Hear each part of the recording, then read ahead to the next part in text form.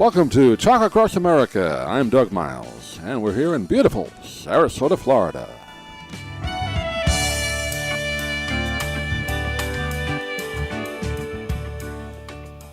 And a great pleasure right now to have joining us on our Book Talk segment. Very interesting guy, and he's going to give us some tips on maybe how to make a little money in our life. Written a really interesting book, How to Be a Capitalist Without Any Capital, the 4 Rules You Must Break to Get Rich. You hear him on his very popular podcast, which he interviews a lot of business leaders. Also has a show on Facebook as well, and got another one in the works, I believe. We'll find out about that as well. But Nathan Latka joined us on the phone today. Nathan, good to talk with you. How are you? Doug, thank you for having me. I had a chance to listen to a couple of your podcasts this week, and you do a great job. Welcome to the podcast community. You're doing better than I am. Well, hey, listen, I'm having a lot of fun. Did any of the episodes make you uncomfortable? No, I found it interesting. Good.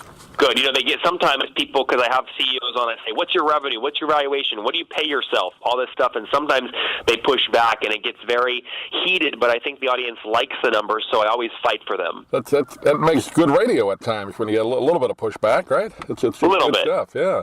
But I think what you're doing, a lot of business shows, let's be honest, or business interviews are pretty dull, but you get right to the point. I think that's one of the reasons people like it. You got it. That's exactly right. And, you know, the show's called The Top Entrepreneurs. We just recently passed 10 million downloads. It's daily 20 minutes, so we're having a lot of fun doing it. Just for those, maybe a few people not quite aware of your backstory, young guy, you started your own really career at, 19 years old, bought your first business, but it was called Hale, right? That was the first thing you got into?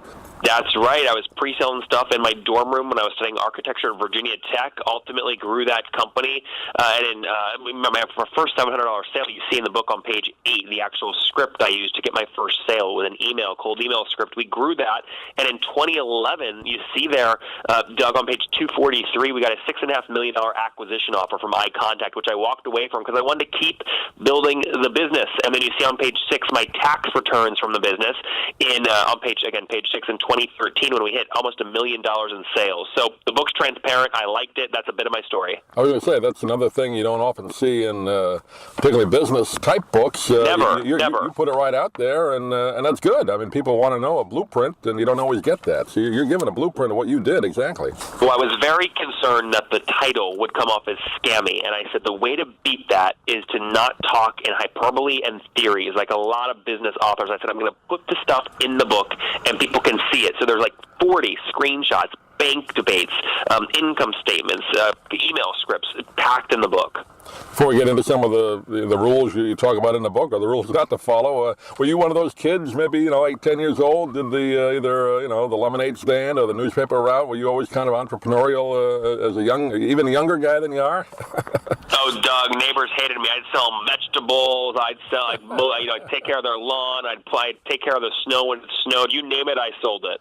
Yeah, I did that too. I think that's a great way for people to learn, business. I did a lawn business, but I mean that's a great way to learn, right? 100%, and it starts early. And I hope parents, we live in a new world where everyone's always down on their phones. I hope parents keep encouraging their kids to be ambitious, be financially independent, try some of these business ideas. Otherwise, you end up with college graduates in debt, watching 4 hours of Netflix every day, not hustling, and with no passion or ambition. It's very scary. I just wonder, I mean, you're younger than I am, but you're more attuned to that age group. And from just my observations, like you said, you see people staring at their phone all day. I mean, I'm sure not everybody, but I wonder if that generation coming up is going to have these skills or want to have these skills. I'm concerned. I mean, Doug, I'll tell you, I'm concerned. I mean, I have a lot of friends I graduated high school with, and it's like, they just want stuff I think free stuff's just going to happen. And I'm like, folks, you can do what you're passionate about. But money's just not going to magically follow. You have to have passion plus hustle. And the problem is right now we have passion plus Netflix. And Netflix isn't going to make you rich, right? No, unless you have a lot of stock in it when you bought it about 10 years ago, maybe. That's it. There you go. Well, yeah, I think a lot of people don't realize, I mean, it's fun to run a business. There's a lot of work, can be a little angst as well, but there's a lot of fun in it. I think you bring that up in the book, too. It can be fun. It is. I mean, we test so many things. I mean, you see in the book how I used my Instagram account, which only had 3,000 followers at the time. I used an email script to reach out to some hotel chains in Bali when I was traveling for 45 days, and I got a lot of them to give me free hotel nights in exchange for an Instagram post. And I have a very small following. So anyone listening right now with a small following that wants to get stuff for free can use the book, page 159, and use those same strategies. It's a lot of kind of business, life, and wealth hacks like that. I was going to ask you about that. I found that interesting, almost like, you do a commercial for them, whatever platform you have, whatever audience you have. You don't have to have hundreds of thousands of viewers or followers. You can do it with a lot less, huh? You on do some not scale. need... People actually like the micro-influencers because they're more relevant. A lot of these big accounts have a lot of fake followers. Right. Yeah, I've seen that on there. Let's talk about some of the rules that you talk about that people maybe shouldn't follow. And give one or two if you would. We don't want to give them all away, but give one or two important ones. Well, I think the first one is there's a lot of people that think, you have to come up with a brand new, unique idea. And that rule is just wrong. In today's world, I mean, there are no new ideas unless you're a billionaire inventing Tesla or putting somebody on Mars. But for someone listening right now that is, maybe in debt or maybe has a net worth of $10,000, you want to go after an idea that is already proven and out execute. So you have to copy your competitors, do it fast, do it aggressively, and never apologize. That's actually the smart way to build wealth. Copy your competitors and then add your own twist to get a unique advantage. That's my favorite rule. Yeah, I think I like that one as well. I mean, you're not stealing, but you are emulating, and like you said, add your own style to it. There's nothing wrong with that. Right? You can call it whatever you want, but it's basically you're doing an idea that you know is proven, because if you think you have a unique idea no one's done before, Doug, you and I both know there might be a reason no one's done it, because no one's paying for it, right? So you want to do stuff people have already done. Copy your competitor. Give yourself permission to do that.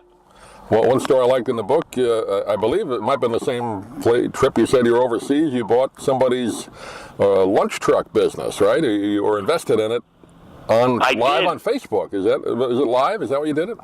It was incredible. You see a screenshot on page 191 where I go live on Facebook in Austin, Texas, and I say, hey, Facebook, here's my checkbook, here's my pen. I want to write a deal right now and invest in a random business on the street. So I'm going down the street, and they're saying, go to that one, go to that one. Well, I end up at Ning's Yummy Thai food truck. I learned about her business, and in under 20 minutes order a $6,000 check so she could pay off her food truck. And in exchange, she paid me back 75 cents per meal until I was paid back, and then 10 cents per meal in perpetuity. And Doug, I hate losing money. You become not a good friend if you lose my money. Ning made me so much money. If you flip forward to page 194, you'll see all the dividend checks she's written me. I got my money back in under 12 months, and now I'm making 10 cents per meal in perpetuity. We've tripled the business together, and she's created 2 jobs. That is how you can really find anything to invest in, even if you're not a millionaire. That's right. I thought it was overseas, but it was in Texas. Okay, it was here in the U.S. that you bought it. You got it. But it was food from another country. But yeah, that was a great story right there. And how do you make sure she is keeping track? You have somebody watching her menu?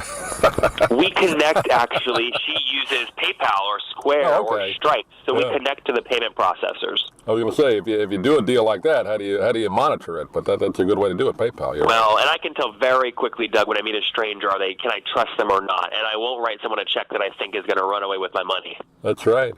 Well, we don't have too much more time, but just want to get a taste of the book. I hope the audience did. It's called How to Be a Capitalist Without Any Capital, and the 4 Rules You Must Break to Get Rich. Nathan Latka has been our guest. Nathan, once again, give out a website, and I know you have a lot of contacts online, but give out any contact information. Of course, and Doug, look, I actually really just want the most people to get this info as possible. I don't want people to buy the book unless they absolutely have to. So there's a big, beautiful, free preview at capitalistbook.com I encourage people to check out, and that's the best way to connect with me, capitalistbook.com. Great. Nathan, pleasure talking to you. Hopefully we can do it again. Thanks for being with us. Thanks, Doug.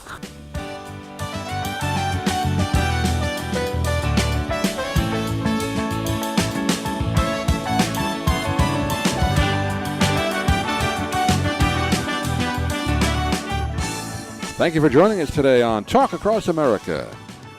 Please visit our website at dougmilesmedia.com for more great interviews and content. And if you're interested in any of the books we talk about on the program, please click the Amazon link on our website. It helps support the podcast. Thanks for listening. We'll see you again real soon here from beautiful Sarasota, Florida.